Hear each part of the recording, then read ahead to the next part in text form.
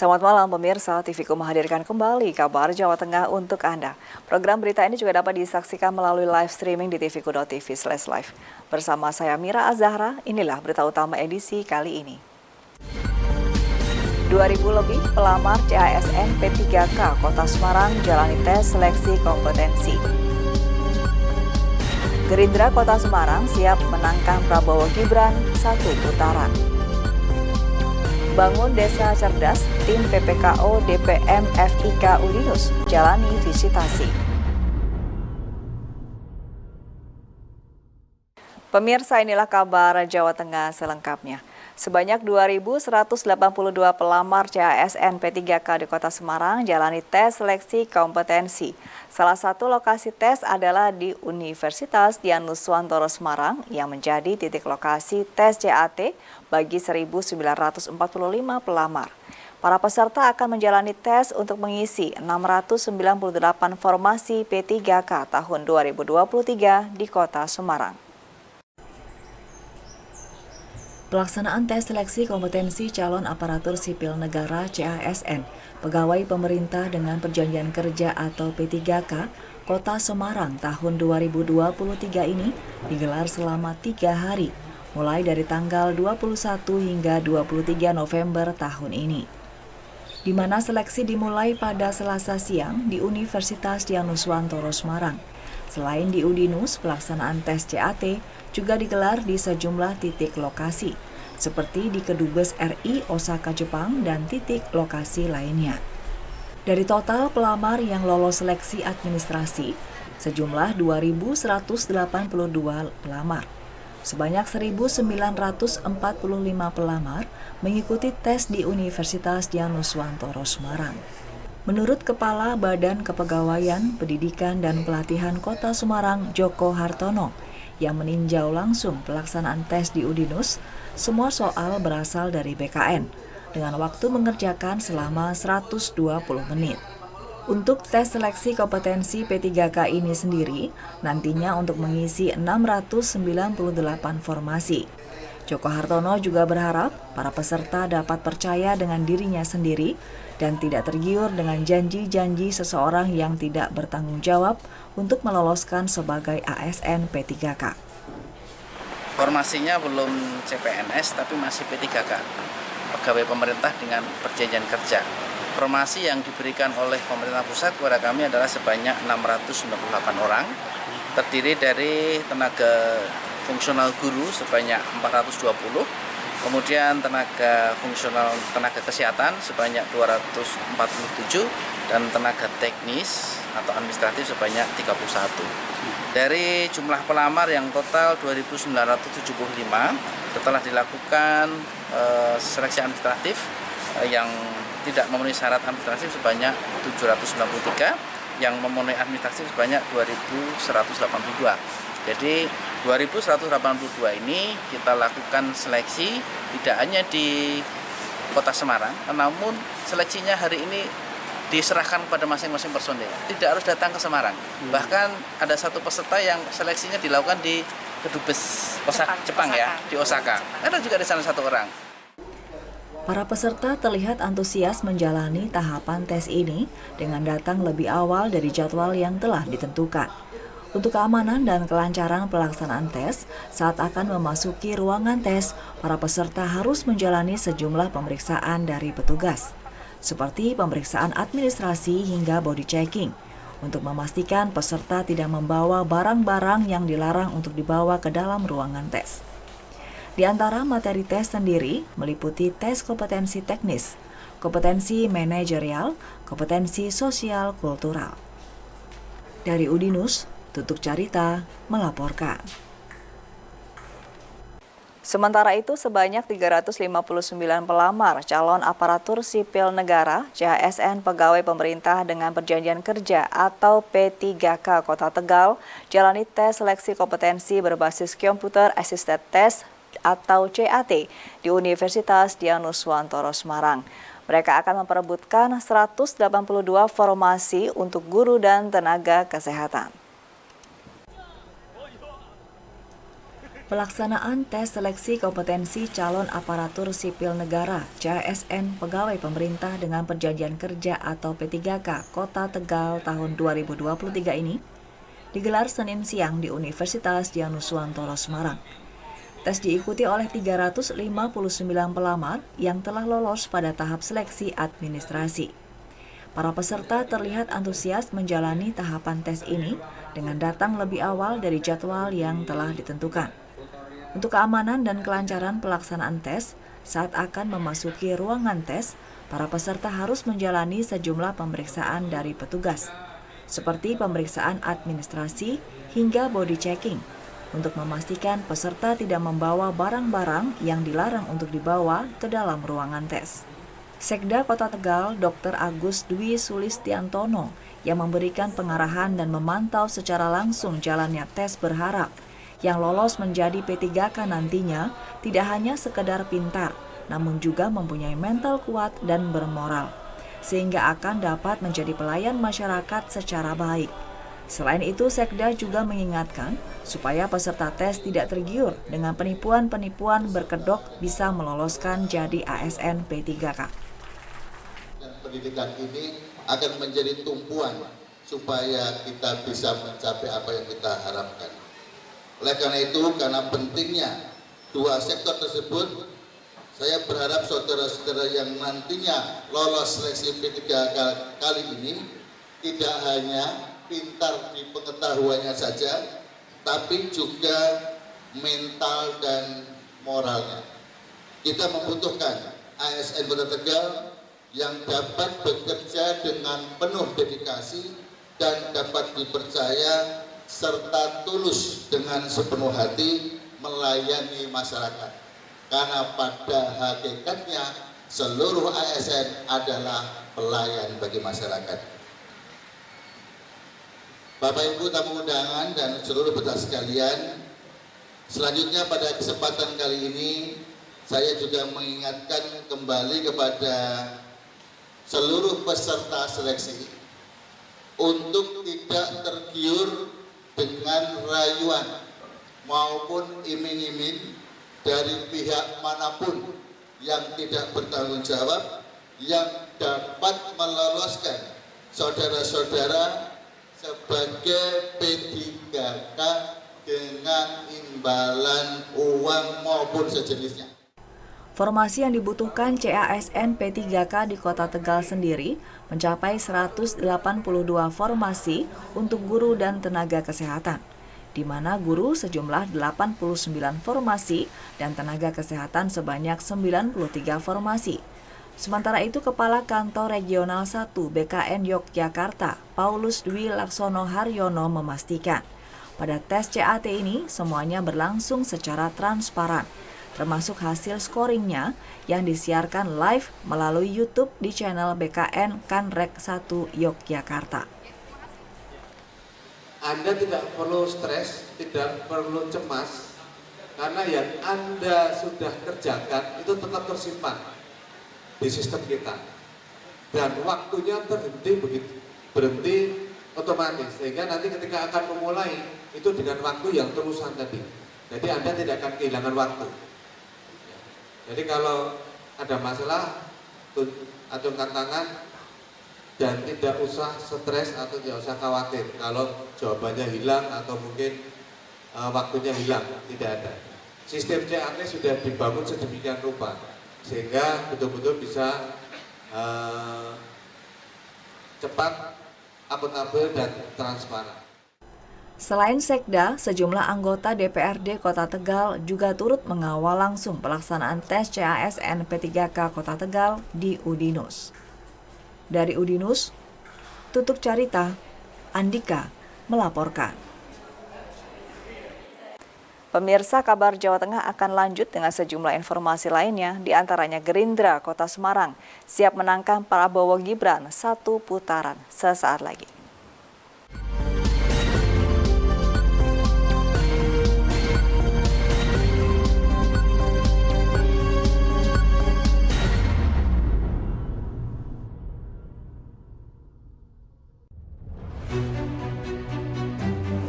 Jadi rumah BUMN Gunung Kidul ini dibangun untuk mendampingi UMKM agar lebih dikenal di banyak kalangan masyarakat.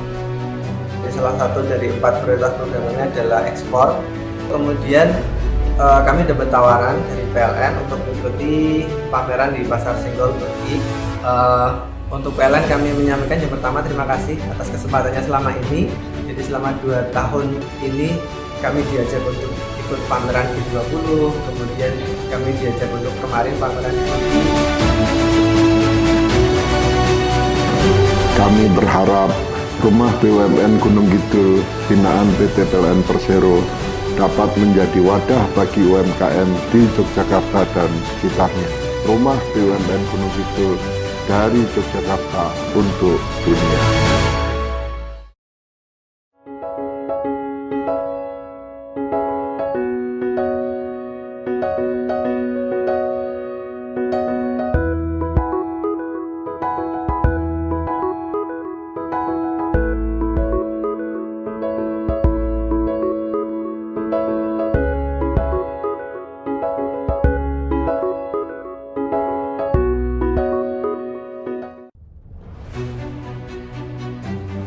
Jadi rumah BUMN Gunung Kidul ini dibangun untuk mendampingi UMKM agar lebih dikenal di banyak kalangan masyarakat. Salah satu dari 4 prioritas program ini adalah ekspor. Kemudian kami dapat tawaran dari PLN untuk mengikuti pameran di Pasar Senggol Turki. Untuk PLN kami menyampaikan yang pertama terima kasih atas kesempatannya selama ini. Jadi selama 2 tahun ini kami diajak untuk ikut pameran G20, kemudian kami diajak untuk kemarin pameran di Turki. Kami berharap rumah BUMN Gunung Kidul binaan PT PLN Persero dapat menjadi wadah bagi UMKM di Yogyakarta dan sekitarnya. Rumah BUMN Gunung Kidul dari Yogyakarta untuk dunia.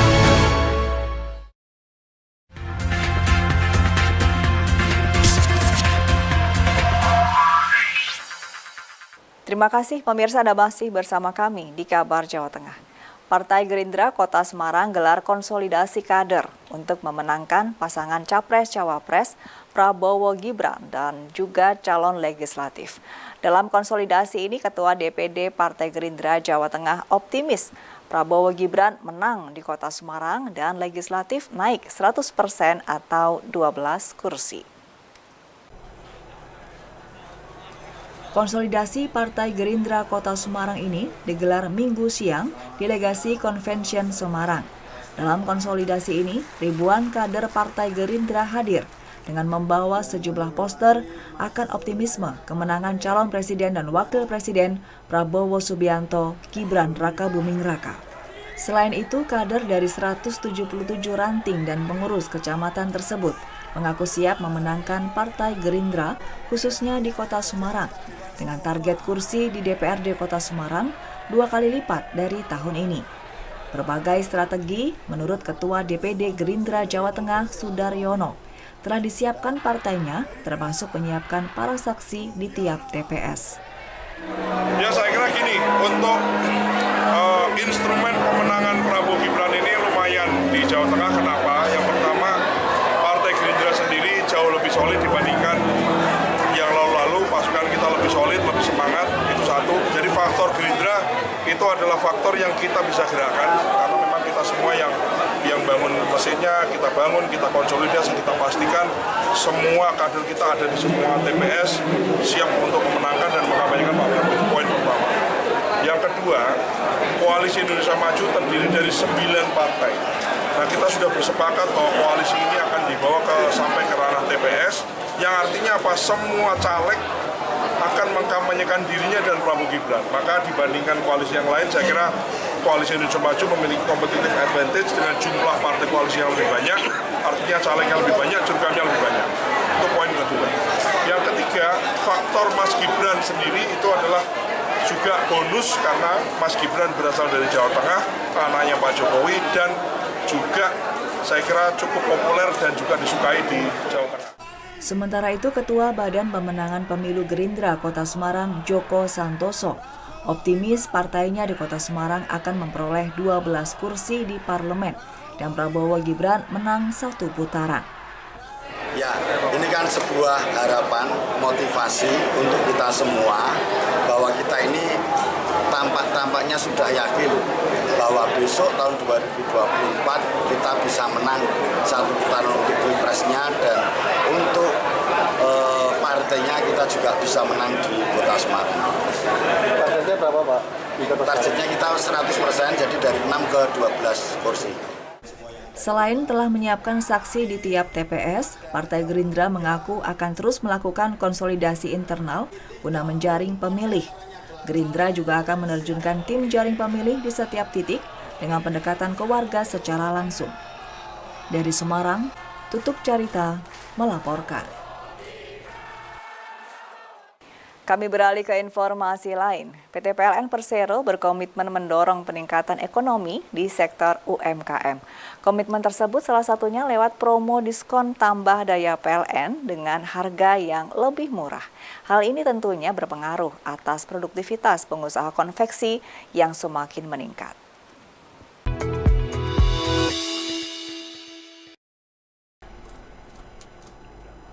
Ucan, pemilik usaha Enggar Konveksi yang tinggal di Maguwo, Wonocatur, Kabupaten Bantul, menyadari daya listrik di tempat usahanya tidak lagi mencukupi untuk kebutuhan peralatan jahit miliknya.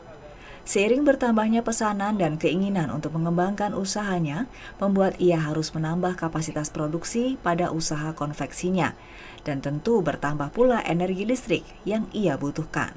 Mengetahui adanya promo diskon tambah daya Hari Listrik Nasional untuk semua golongan tarif, tambah daya sampai 7.700 volt ampere hanya dengan Rp271.023, tanpa banyak pertimbangan, Ucan segera mengakses aplikasi PLN Mobile dan melakukan permohonan penambahan daya dari 900 volt ampere menjadi 5.500 volt ampere. Ucan menyampaikan bahwa kebutuhan penambahan daya listrik di usaha konveksinya sudah sangat mendesak, terlebih seiring mulai masuknya permintaan pembuatan seragam sekolah. Kalau awal masih daya 950, jadi sering jeglek nggak kuat gitu loh Mas, kalau buat mesin banyak kayak gini, jadi kurang maksimal. Ya terkendala banget Mas. Apalagi kalau pas musim banyak pesanan gitu, jadi bisa mundur-mundur gitu Mas. Harapannya ya semoga produksi bisa jadi maksimal, sama daya listrik dari PLN bisa menambah, jadi nggak sering ada mati listrik. Bagi konsumen PLN, promo kali ini syaratnya cukup mudah, karena pelanggan hanya perlu membeli token listrik minimal Rp50.000 bagi pelanggan prabayar, atau melunasi tagihan listrik bulan ini bagi pelanggan pasca bayar. Promo ini berlangsung hingga 30 November 2023. Untuk mendapatkan promo tersebut, pelanggan dapat mengakses aplikasi PLN Mobile dan juga melakukan transaksi minimal melunasi tagihan ataupun membeli token listrik. Selanjutnya, pelanggan dapat membuka kembali aplikasi PLN Mobile dan juga melakukan klik poster promo HLN. Kemudian dapat mengklaim voucher untuk melakukan proses tambah daya ataupun perubahan daya. Otomatis harganya akan berubah menyesuaikan dengan program promo Rp271.023. Dari Bantul, Yogyakarta, Restu Indah melaporkan.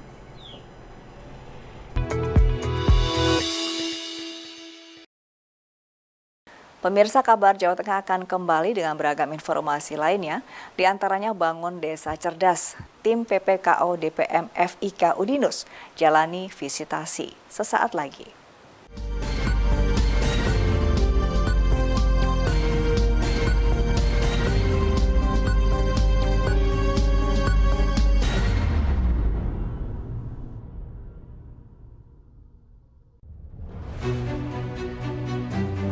Jadi rumah BUMN Gunung Kidul ini dibangun untuk mendampingi UMKM agar lebih dikenal di banyak kalangan masyarakat.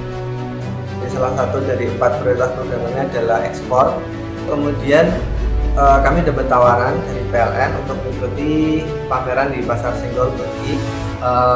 Untuk PLN kami menyampaikan yang pertama terima kasih atas kesempatannya selama ini. Jadi selama 2 tahun ini kami diajak untuk ikut pameran G20, kemudian kami diajak untuk kemarin pameran di Turki. Kami berharap Rumah BUMN Gunung Kidul binaan PT PLN Persero dapat menjadi wadah bagi UMKM di Yogyakarta dan sekitarnya. Rumah BUMN Gunung Kidul dari Yogyakarta untuk dunia.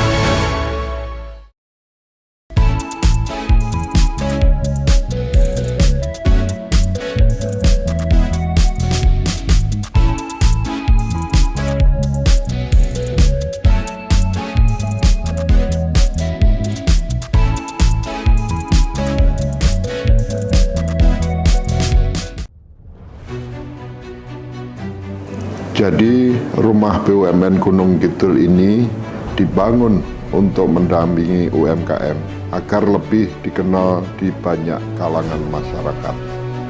Salah satu dari 4 prioritas programnya adalah ekspor. Kemudian kami dapat tawaran dari PLN untuk mengikuti pameran di Pasar Senggol Turki. Untuk PLN kami menyampaikan yang pertama terima kasih atas kesempatannya selama ini. Jadi selama 2 tahun ini kami diajak untuk ikut pameran G20, kemudian kami diajak untuk kemarin pameran di Turki. Kami berharap Rumah BUMN Gunung Kidul binaan PT PLN Persero dapat menjadi wadah bagi UMKM di Yogyakarta dan sekitarnya.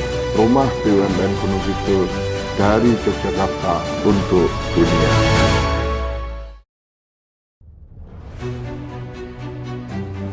Jadi Rumah BUMN Gunung Kidul ini dibangun untuk mendampingi UMKM agar lebih dikenal di banyak kalangan masyarakat. Salah satu dari 4 prioritas programnya adalah ekspor. Kemudian kami dapat tawaran dari PLN untuk mengikuti pameran di Pasar Senggol Turki. Untuk PLN kami menyampaikan yang pertama terima kasih atas kesempatannya selama ini. Jadi selama 2 tahun ini kami diajak untuk ikut pameran G20, kemudian kami diajak untuk kemarin pameran di Turki. Kami berharap Rumah BUMN Gunung Kidul binaan PT PLN Persero dapat menjadi wadah bagi UMKM di Yogyakarta dan sekitarnya. Rumah BUMN Gunung Kidul dari Yogyakarta untuk dunia.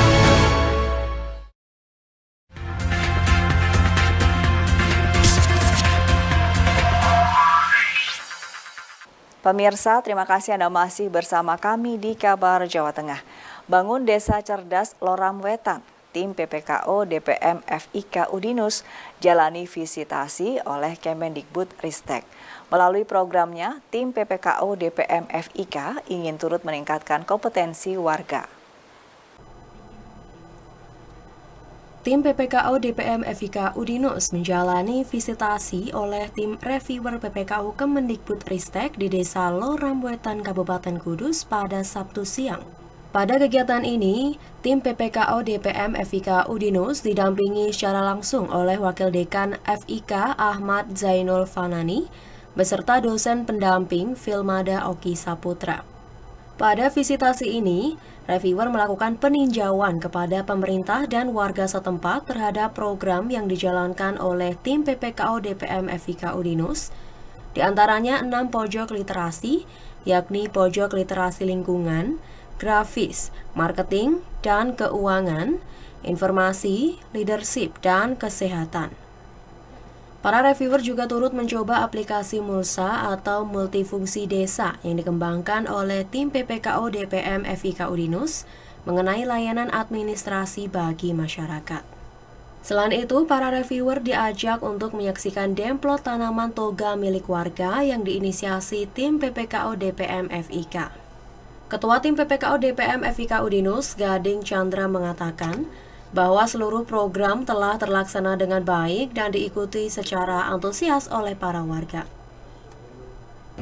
Antusias dari masyarakat sangat semangat untuk mengikuti kegiatan yang kami laksanakan, karena target-target dari masyarakat yang kami sasarkan itu beragam, dari mulai IPNU, kemudian IPPNU, kemudian Karang Taruna, ibu-ibu PKK, kemudian masyarakat setempat lainnya yang memiliki potensi-potensi untuk bisa dikembangkan melalui pembelajaran di pojok literasi. Harapan dari terselenggaranya program ini terkhusus pembelajaran rutin pojok literasi, harapannya setiap pengetahuan, setiap apa yang potensi dari masyarakat Desa Lorong Wetan memiliki bisa berguna, bisa menjadi suatu inovasi yang bisa digunakan dalam kehidupan sehari-hari. Dan tentunya dari program yang sudah kami jalankan, kami berharap SDM di Desa Lorong Wetan menjadi lebih unggul, dan harapan kami adalah Desa Lorong Wetan menjadi desa mandiri lanjutan. Tim reviewer PPKU Kemendikbudristek Dr. Miftahus Sirotul Haq memberikan tanggapan yang positif terhadap kegiatan tim PPKU DPM FIK Udinus. Ia menilai hadirnya tim PPKU DPM FIK Udinus dapat turut membangun Desa Loram Wetan. Hari ini saya melihat satu hal yang luar biasa yang telah dikontribusikan mahasiswa Udinus di desa ini, tepatnya di Desa Loram Wetan. Di sini yang tadinya masyarakat masih terpecah belah dalam hal literasi, kemudian kegiatan penataan lingkungan, dan khususnya dalam hal pendataan. Ternyata hadirnya mahasiswa yang berkegiatan dalam rangka PPK Ormawa ini mampu untuk pertama menyatukan masyarakat dalam hal bahwa kami bisa bersama-sama membangun desa. Yang kedua, membangun kemesraan atau keintiman dengan masyarakat, sehingga seluruh kegiatan yang tadinya tercerai-berai di desa ini ternyata mampu disinergikan berkat hadirnya mahasiswa. Dan yang ketiga, dalam hal ini juga mahasiswa Udinus memiliki etika yang luar biasa, karena hari ini saya menemukan tidak ada komentar negatif mengenai hadirnya mahasiswa di sini.